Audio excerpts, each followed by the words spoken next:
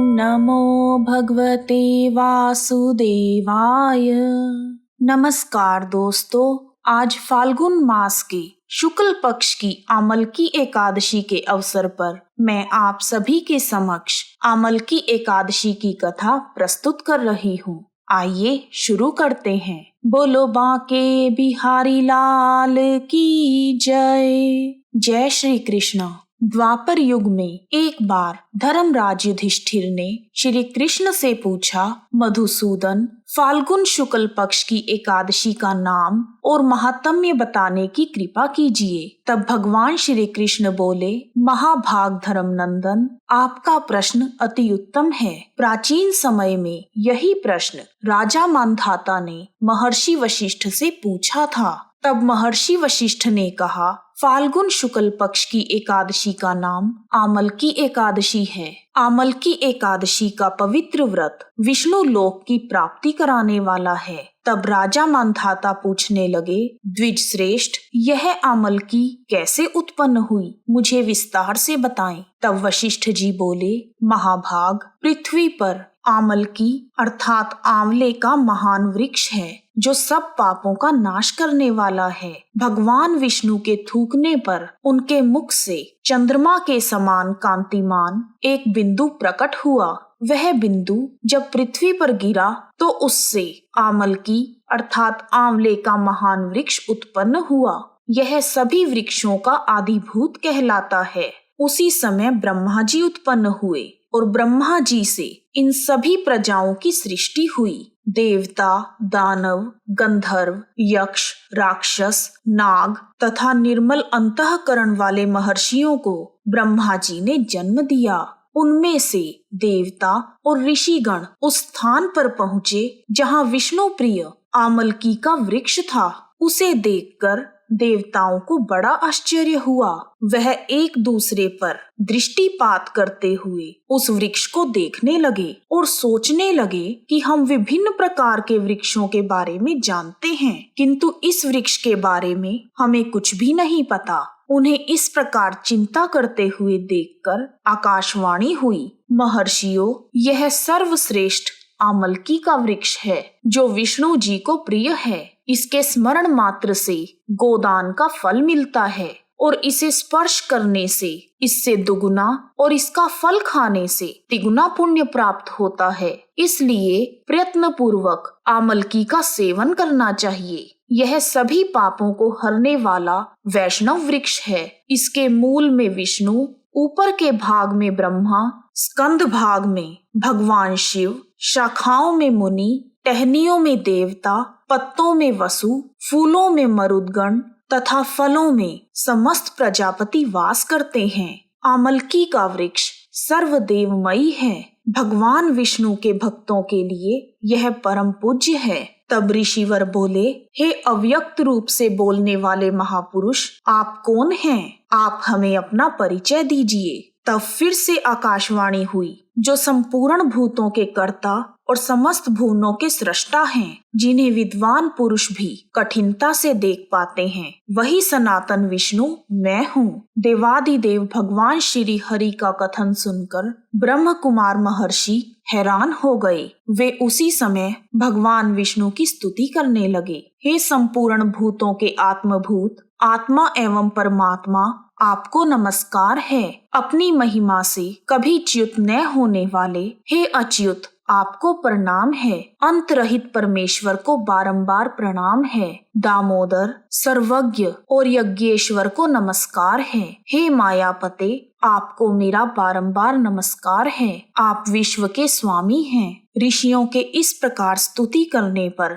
भगवान श्री हरि विष्णु जी संतुष्ट हो गए और बोले, हे महर्षियों, मैं आप सब पर प्रसन्न हूँ। आपकी क्या इच्छा है? तब ऋषि बोले, भगवन, यदि आप संतुष्ट हैं तो संसार के हित के लिए कोई ऐसा व्रत बताएं जो स्वर्ग और मोक्ष रूपी फल प्रदान करने वाला हो। तब श्री विष्णु भगवान बोले, महर्षियों, फागुन शुक्ल पक्ष में पुष्य नक्षत्र से युक्त एकादशी महान पुण्य देने वाली और समस्त पातकों का नाश करने वाली है। हे द्विजवरों, उसमें जो विशेष कर्तव्य है उसे सुनो। फागुन शुक्ल पक्ष की आमल की एकादशी में आंवले के वृक्ष के पास जाकर रात्रि जागरण करना चाहिए। इससे मनुष्य सभी पापों से छूट जाता है और सहस्त्र गोदान का फल प्राप्त करता है। हे विप्रगण, यह व्रत सभी व्रतों में उत्तम व्रत है। तब ऋषि बोले, भगवन, इस व्रत की विधि बताएं। यह कैसे पूर्ण होता है? इसके देवता, नमस्कार और मंत्र कौन कौन से हैं? इसमें स्नान और दान कैसे किया जाता है? तब भगवान विष्णु बोले, इस व्रत की जो उत्तम विधि है वह मैं आपको बताता हूँ। एकादशी के दिन प्रातः काल दांत साफ करने के बाद यह संकल्प करें कि हे पुंडरीकाक्ष, हे अच्युत, मैं एकादशी को निराहार रहकर दूसरे दिन भोजन करूँगा। आप मुझे अपनी शरण में लें। ऐसा नियम लेने के बाद पतित, चोर, पाखंडी, दुराचारी, मर्यादा भंग करने वाले मनुष्यों से वार्तालाप ना करें। अपने मन को वश में रखते हुए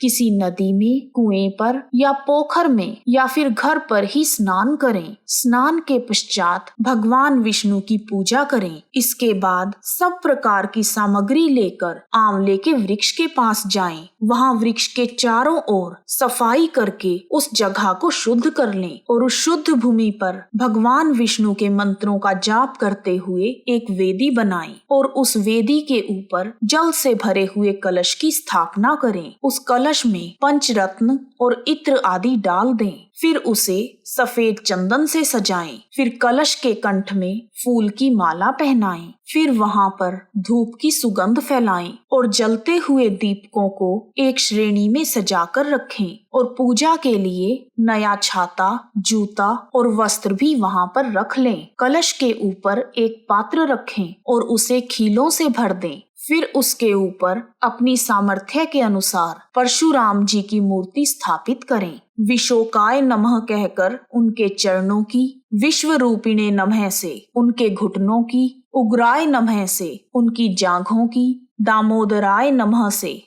कटी भाग की, पद्मनाभाय नमः से उदर की, श्री वत्सधारिणे नमः से वक्षस्थल की, चक्रिणे नमः से बाईं भुजा की, गदिने नमः से दाहिनी भुजा की, वैकुंठाय नमः से उनके कंठ की, यज्ञ मुखाय नमः से मुख की, विशोक निधिये नमः से नासिका की, वासुदेवाय नमः से नेत्रों की, वामनाय नमः से ललाट की, सर्वात्मने नमः से सभी अंगों की तथा उनके मस्तक की पूजा करें। उसके बाद फिर श्रद्धा भाव से आंवले का फल लेकर परशुराम जी को अर्घ्य प्रदान करें और कहें, श्री विष्णु स्वरूप परशुराम जी, आपको नमस्कार है। आंवले के फल के साथ दिया हुआ मेरा यह अर्घ्य ग्रहण कीजिए। फिर भगवान विष्णु का नाम लेकर आमलकी वृक्ष की 28 या 108 बार परिक्रमा करें। उसके बाद भक्ति भावना से वहां पर जागरण करें और आमलकी एकादशी की कथा का श्रवण करें।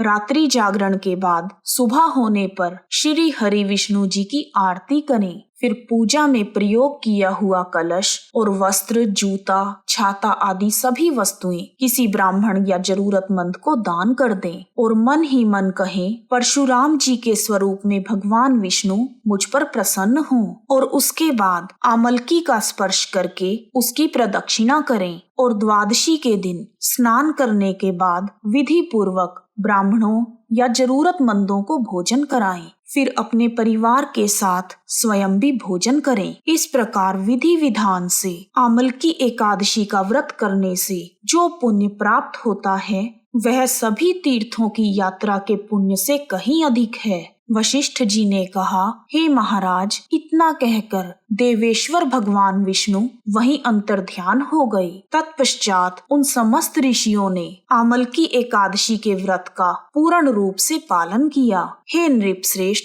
इसी प्रकार आपको भी आमलकी एकादशी के व्रत का अनुष्ठान करना चाहिए। तब भगवान श्री कृष्ण ने कहा, हे धर्मराज, यह उत्तम व्रत मनुष्य को सभी पापों से मुक्त करने वाला है तब युधिष्ठिर बोले, हे केशव, आपने आमलकी एकादशी की पूजा विधि और महत्व हमें बता दिया है। अब कृपा करके आमलकी एकादशी की व्रत कथा का वर्णन करें। तब केशव ने हंसते हुए कहा, धर्मराज, वैदिश नामक नगर में ब्राह्मण, क्षत्रिय, वैश्य और शूद्र एक साथ रहते थे। उस नगर में रहने वाले सभी नगरवासी भगवान विष्णु के भक्त थे। वहाँ कोई भी नास्तिक नहीं था। उनके राजा का नाम चित्ररथ था। वह बहुत ही विद्वान और धार्मिक थे। उनके नगर में कोई भी व्यक्ति दरिद्र नहीं था और वहाँ रहने वाला प्रत्येक मनुष्य एकादशी का व्रत किया करता था। एक बार फागुन मास की आमलकी एकादशी आई। सभी नगरवासियों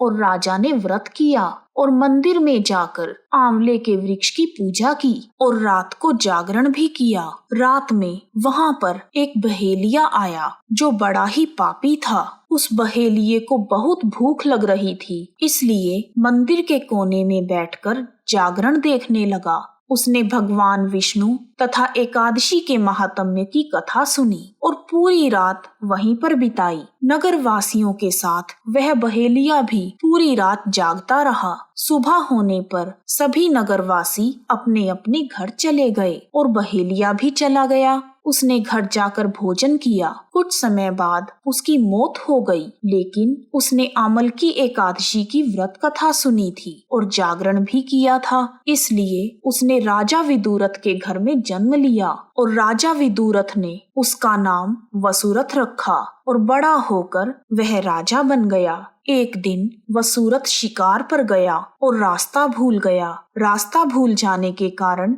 वह एक पेड़ के नीचे विश्राम करने लगा। थोड़ी देर बाद वहाँ पर मलेच्छ आ गए। उन्होंने जब राजा को अकेला देखा तो उसे मारने की योजना बनाने लगे। इस राजा के कारण उन्हें देश निकाला दिया गया है, इसलिए हम इसे सजा देंगे। राजा वसुरथ इन सभी बातों से अनजान वहाँ पर सो गया।